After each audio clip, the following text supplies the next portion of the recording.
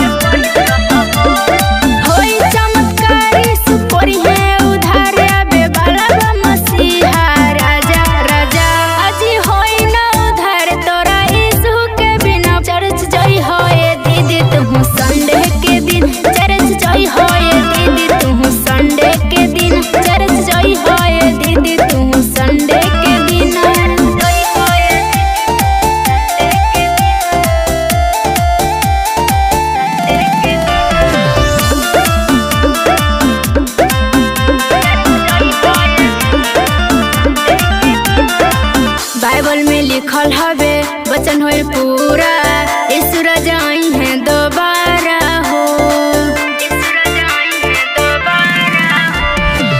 Bible में लिखल हवे वचन होए पूरा, ईश्वर जाई है दोबारा हो। होए तोर हिसाब जब खुली किताब, प्रभु यीशु से तू डरा डरा। अजी होई ना उधार तोरा यीशु के बिना। चर्च जई होए दीदी तू संडे के दिन, चर्च जई होए दीदी तू संडे के दिन, चर्च जई होए दीदी तू संडे के दिन।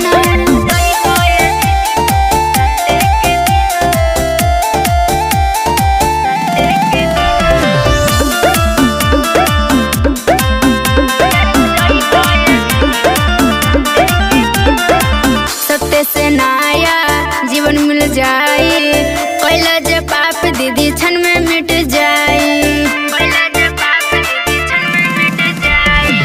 सत्य से नया जीवन मिल जाए, कैला जे पाप दीदी क्षण में मिट जाए। सुनी हा भजन सफर रोही तोहर मन वचन में रोही हा तू लीना लीना। अजी होई ना उधार तोरा यीशु के बिना। चर्च जई होए दीदी तू संडे के दिन, चर्च जई होए दीदी तू संडे के दिन, चर्च जई होए दीदी तू संडे के दिन।